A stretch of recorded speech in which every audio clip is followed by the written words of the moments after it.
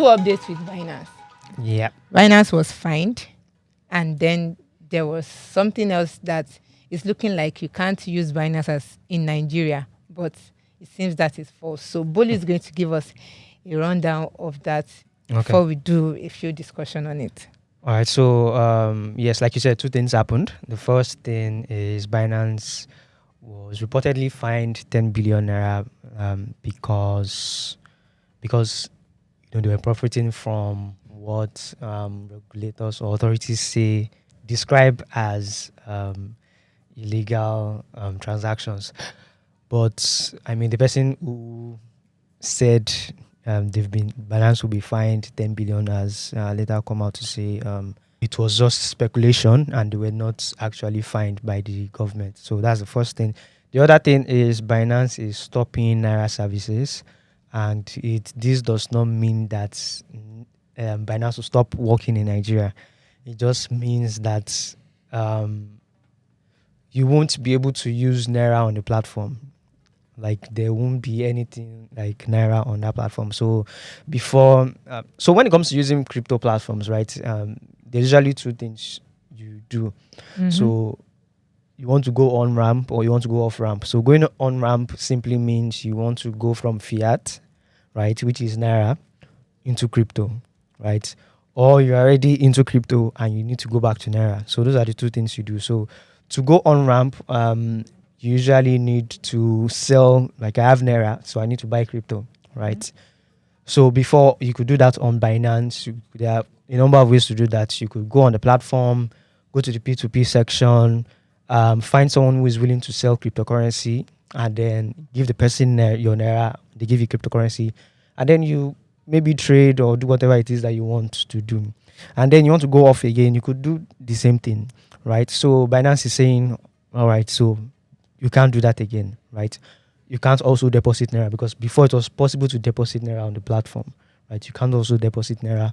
You can't also trade, use trading pairs that has NGN, like the Nigerian naira. So trading pairs are like, if I want to trade Bitcoin, for example, now, so I'll search for the trading pair that has Bitcoin and probably USDT, right? So I can buy, and that means I can buy Bitcoin with USDT or sell Bitcoin for USDT. So there are also trading pairs where there is naira and BTC. So you can buy naira with buy BTC with naira or sell BTC for naira. So that's what it simply means. You can't do any of that again now. So I am curious, is it that it was illegal before? Or Binance is trying to punish us for what Nigeria is doing to them? Not like us. Okay, so that's a very interesting question. So I won't say illegal, right? So when it comes to the crypto space and regulations and what is allowed and what is not allowed, a lot of things are very blurry, right? A lot of things are not clear. But one thing that we are clear on is that in February 2021, the CBN said that banks should not have anything to do with cryptocurrency platforms. Okay. This now meant that, because what happened before, right? Going back to that on-ramp and off-ramp, what used to happen was that if I wanted to buy cryptocurrency, right, I probably already have my bank card on a crypto platform. And then I go on that crypto platform and tell them I want to buy Bitcoin worth 100,000 naira. And then that platform can debit me, right? Debit my bank and then give me crypto. That had to stop after the circular by the CBN. 2021. Yes, in 2021. So that basically gave birth to peer-to-peer, the B2P we keep talking about, where those platforms now, because they can't interact with you directly, and that's okay. Let's bring Chimgozirim and Bolu together so that they can exchange by themselves. What we just do is we'll be the middleman, making sure that Chimgozirim doesn't suffer loss, Bolu also does not suffer loss, and then we'll provide escrow and all those things to make it easier. That was how P2P came to being, right? So it's not after, in December, CBN told us that, okay, we now allow it. So that basically means that it wasn't illegal, right? As of December. Yes, as of December, for Binance to collect naira from you or help you trade naira on the platform. Anyway, so the thing with fintech platforms or any platform is like they to remove as much barrier it is for you to use their platform. But for this case now, for Nigerians to use Binance, is it Binance or Binance Yeah. to use it now, there's now more barrier to using them. Is so what is like the implication of this on Okay. the use of that platform in the country? Okay, so the implications definitely means using Binance now becomes harder, becomes more difficult, because if I wanted to trade on Binance, I could just do everything straight on Binance, put my naira on Binance, take my crypto out, convert it to naira, they send it to my bank account. But now there's more friction. So what I would need to do now is, outside of those guardrails that Binance created in P2P, right, where I could meet someone and tell that person, oh, sell me Bitcoin, let me give you 20,000 naira. Now I have to go out, meet somebody on WhatsApp, tell the person to give me Bitcoin worth 20,000 naira, and then I send them 20,000 naira and I don't get the BTC, which now opens me up to a lot of scam. So that's one thing. The implications there, that's an implication for users, right? Also an implication for Binance, because okay, before we talk about the implications for Binance, let's now talk about other platforms. There are other platforms that still have P2P, right? The local platforms. No, not local. Many of them are not local platforms. So I don't want to start mentioning names and advertising people, because I've been doing it a lot. So you go on those platforms. There's P2P. You get your P2P.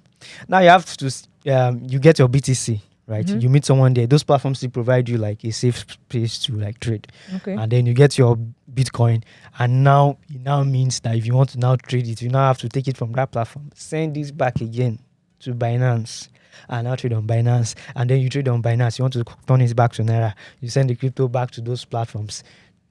So that friction now means that instead of me doing that, I'll just do everything on that platform, right? And I will not go to Binance. So Binance could actually be losing customers because of that. So it wasn't as if they even make that much money from peer to peer. I don't even think they make any money at all. But peer to peer made it easier for them to get customers to do all that thing. Exactly, because you could do everything on that platform. But now that I have to start moving between platforms, it makes things easy. Mistakes could happen. I could input a wrong address and I'll lose money. So I'll just stay on that platform, trade, but I don't know. Sorry guys for facing Bolu because it's the crypto person here. I don't know. I don't care. No offense. I know it's people's money that I stake here, but does any of you trade crypto? Not really. Joseph, you? No, I don't trade crypto. Okay, so I'm justified. So Bolu, how are you surviving? He really don't care about his finances. Not only finance. So we are doing this because we need to do a story. I mean, talk about things that affect people's livelihood. We don't care about what affects Bolu's livelihood. Bolu is Maybe like you don't care about the me, but this poster is up boy to for people, some people's livelihood. Really? And some people, yes, that's some people's You business should probably every bring day. them here instead of Bolu. okay, because Do you Bolu have a has beef another with source of Bolu? income, right? I don't know. If you like don't have, if you like keep on that bridge. I don't. But there's actually a consequence for Nigeria, Okay. right? Because this could actually have been an opportunity for the country to generate a lot of revenue from crypto, because like if you look at the crypto markets now, there's a lot of trading going on because the market is bullish, right? People are trading a lot. There's a lot Very happening. bullish. Use the right one that laymen can. No, understand. let me understand. Wait, the market is okay. The market is doing great. People are. This one Bitcoin like this. I see you are smiling, Bolu. No, let's not go there. You So think we should not go there. So, I mean, more trades, Binance could actually have been making a lot of more money now because a lot of people want to trade, want to make money, not miss out on this. The volume of P2P. Yes, right. So it would have been an opportunity for the government to like, oh, there's so much money, like, okay, tax them or do whatever. But the CBN governor said last week that this money are unaccounted for. Binance is a centralized exchange, which means people do KYC, right? Very stringent KYC. If you think about it, try and open a Binance account now and see how difficult it will be. It's more difficult than opening OPay. That's how hard it is.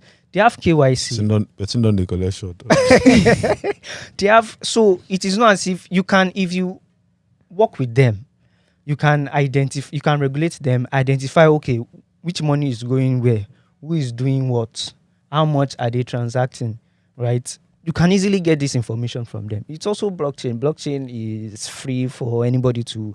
You can collect my wallet address and you can see everything I'm doing. You can see everything. You can basically see everything Binance is doing on the blockchain, right? So I just think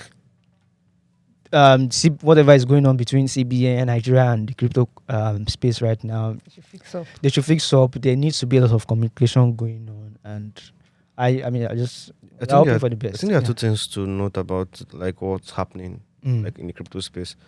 This is the second time CBN, the same CBN now, it's the same CBN in 2021 that tried to restrict crypto. Yeah, Same CBN tried to give some regulations. I think last as the year was coming to an end, 2023, and the same CBN now in less than how many months. So in 4 years or in space of 4 years, twice CBN has tried to restrict crypto. That's on one hand. The other hand is that the problem that we are having with dollar inflows is not like Binance. There's not Binance fault. Binance is not the enemy. They are not the reason why we are not having as much dollar inflows. Already, the situation is a supply problem, and like all the situations are combined together. Like there are macroeconomic problems. There's inflation that is already at like a 3-decade high. There's a currency devaluation that is 70%, and then there's Nigeria as a whole. I mean, we are not producing anything. So, I mean, what is going to bring in those dollars? The foreign exchange. No foreign exchange. And Nigeria is not doing so well to bolster its foreign exchange. So, I mean, trying to restrict cryptocurrency, maybe some people might think that maybe it's an avenue for free dollars, maybe because of the fact that the market is doing well. But trying to restrict that aspect is not like the only solution. Even what the CBN governor is doing, trying to fight a monetary battle on this monetary side, hoping that the fiscal, and he said it in the CBN MPC meeting. It's like they're doing this to make sure that the fiscal side can quickly react, which is insecurities in the country. People cannot farm to produce food that we need to eat to fight the inflation. Power. And there's energy issues. There's also the fact that production is low, because if even the basic farming cannot happen, then you can imagine how much will happen in manufacturing. If energy is already high, can imagine how many companies are shut down because they cannot produce power to power manufacturing. And if dollar has devalued, you can imagine how much people are using to import raw materials, because Nigeria does not even produce raw materials. So these are some of the problems that the government should be thinking about, rather than promising $10 million inflow, and kidnapping people, rather than abducting, trying to arrest. So the thing is, when you think about it, Binance looks like a low-hanging fruit, as we call it. It's criminal behavior. Binance is going through it right now. I think they'll give you 10 billion.